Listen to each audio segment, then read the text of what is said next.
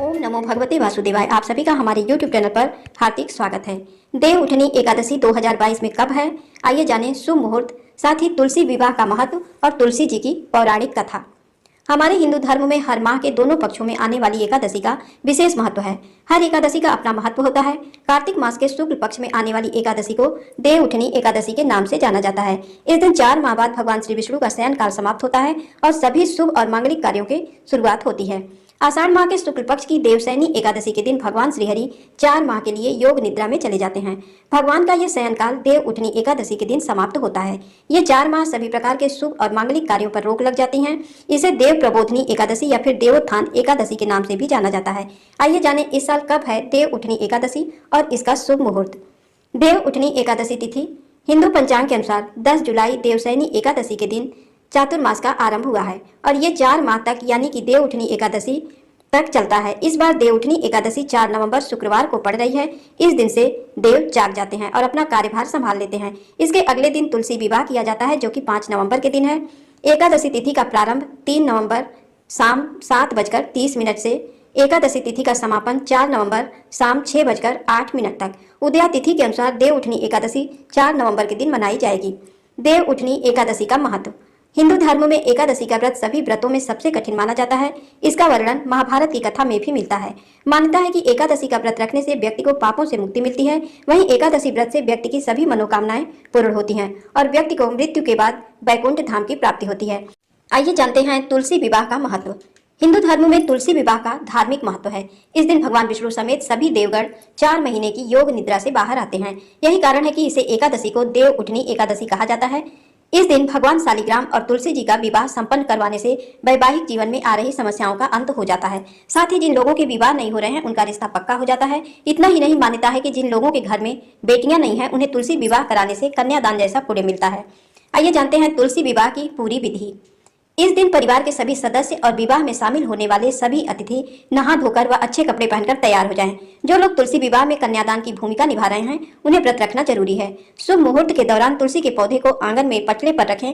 यदि आप चाहें तो छत या मंदिर स्थान पर भी तुलसी विवाह किया जा सकता है।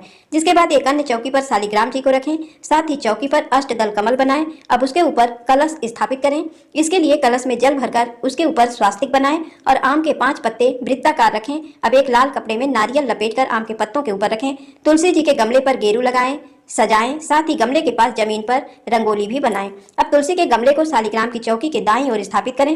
तुलसी के आगे घी का दीपक जलाएं। इसके बाद गंगा जल में फूल डुबोकर ओम तुलसाय नमः मंत्र का जाप करते हुए गंगा जल का छिड़काव तुलसी जी पर करें।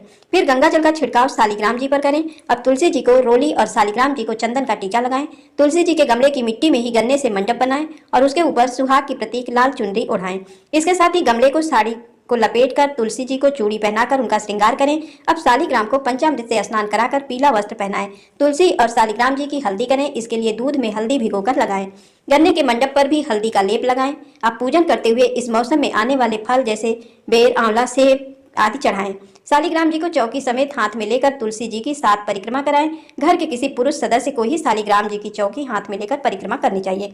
इसके बाद तुलसी जी को शालिग्राम के बाईं ओर स्थापित करें। आरती उतारने के बाद विवाह संपन्न होने की घोषणा करें और वहां मौजूद सभी लोगों में प्रसाद वितरण करें। तुलसी जी और शालिग्राम जी को खीर और पूरी का भोग लगाया जाता है।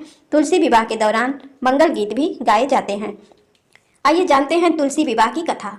तुलसी विवाह को लेकर 2 कथाएं प्रचलित हैं। पहली और सबसे पौराणिक कथा के अनुसार प्राचीन काल में जलंधर नामक राक्षस ने चारों तरफ बड़ा उत्पात मचा रखा था।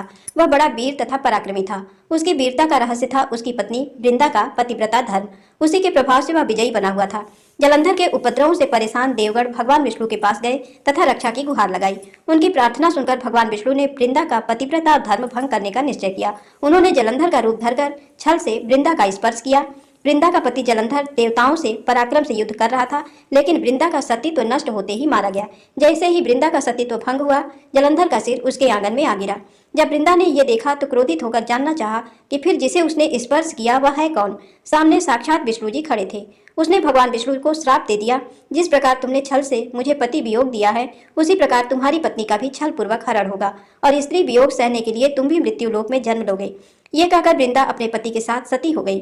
वृंदा के शाप से ही प्रभु श्री राम ने अयोध्या में जन्म लिया और उन्हें सीता जी का वियोग सहना पड़ा। जिस जगह वृंदा सती हुई वहां तुलसी का पौधा उत्पन्न हुआ। एक अन्य कथा के आरंभ यथावत है, लेकिन इस कथा में वृंदा ने विष्णु जी को ये शाप दिया था, तुमने मेरा सतीत्व भंग किया है, अतः तुम पत्थर के बनोगे। ये पत्थर शालिग्राम कहलाया। विष्णु जी ने कहा, हे वृंदा, मैं तुम्हारे सतीत्व का आदर करता हूँ, लेकिन तुम तुलसी बनकर सदा मेरे साथ रहोगी। जो मनुष्य कार्तिक एकादशी के दिन तुम्हारे साथ मेरा विवाह करेगा, उसकी हर मनोकामना पूरी होगी। बिना तुलसी दल के शालिग्राम या विष्णु जी की पूजा अधूरी मानी जाती है। शालिग्राम और तुलसी का विवाह भगवान विष्णु और महालक्ष्मी का ही प्रतीकात्मक विवाह माना जाता है। धन्यवाद।